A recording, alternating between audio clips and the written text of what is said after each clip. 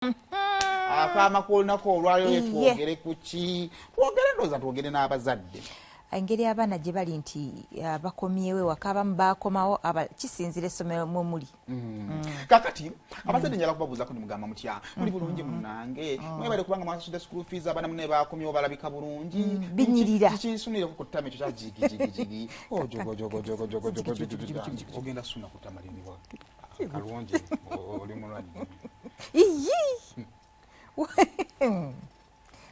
ango kwefotegeddiwe tutuuse kalungi twonsembera nina obuzibu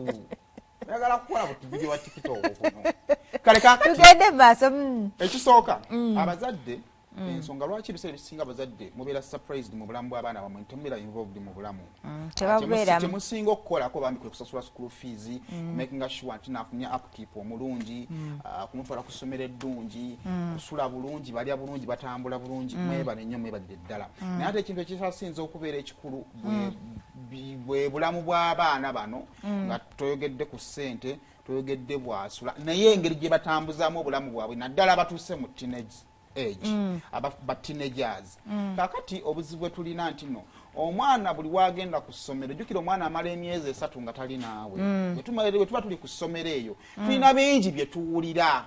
tulina bannaffe abatunyumiza tulina bye tulengera tulina bye tulaba mu firimu tulina bye tulaba kati ku social media kubanga kati tulina bintu bingi emitimbagano firimu gye tutambulira wonna tulina ebintu bingi bye tukola ki bye tuwulira bye tulaba bye tuteebereza kakati omwana ng'atandise okuvubuka omuzadde olina okumakinga sure nti ofisi obudde wakati mu schedules ennyingi I understand oyinza okuba olina ofiisi olina ki naye byonna byokola at the end of the day mu mutima olinamu ekigamba nti nkolerera baki baana bange kakati ekisinga obubi kiri kimu nti ono gw'okolerera ye ewaka ali mu mbeera ki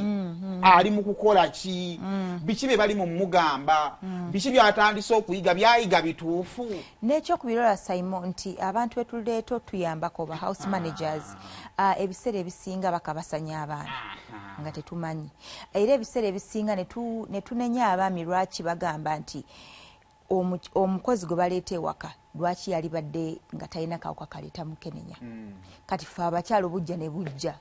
nti oyagala kukola ki so kakati ekyo kiryawo naye ekyo kijjirawa kigenda okujja nti omukozi ono waliwo tubadde mu ntambuza y'ebyobulamu nti omusanga yajja kukola naye asigala muntu kati ate ewaka waliwo omwana avubuka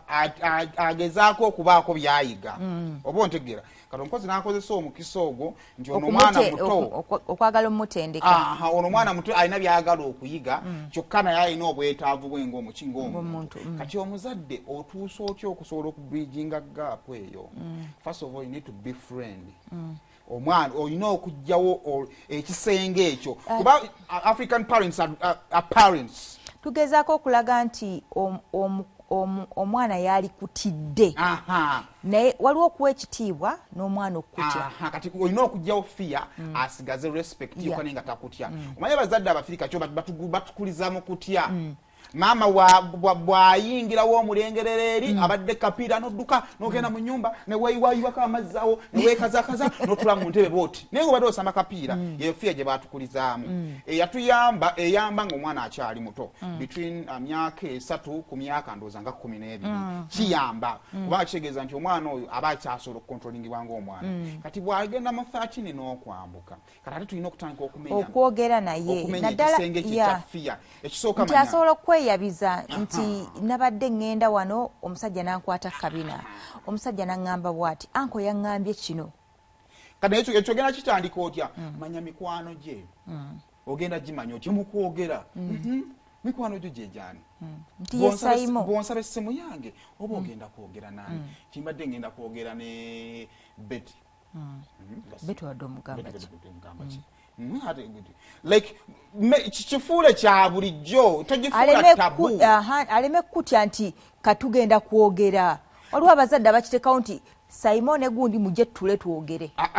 tulina obuzibu abazadde abali mu kwesiba ku bawala bamwe ne batabani bammwe bawase nga mwabibagaananga nga bakyali bato iye kalate muswala kalwa nga tundaga mukoddomu ate mu buto bamulagira ddanga yali tabu abasajja bonna balwadde so naye kati bw'okitwala ne mwogeramu n'akulaga nti ne mukwano gwange n'omanya mukwano gwe kikaaki oba okitegeera famire yaabwe beeyisa batya emikwano gy'emirenzi amulabira mu kifaananyi ki oba ntegeera amulabanga mukwano gwe amulabanga ki omwana wonna ajja gundi ajja kugamba nti like him oba bikoze bitya kati awo anaamala opening up kijja kuyamba okumugayidinga n'omugamba nti ABCD. Omusajja bwakwata kabina tekibeera kyakusaaga.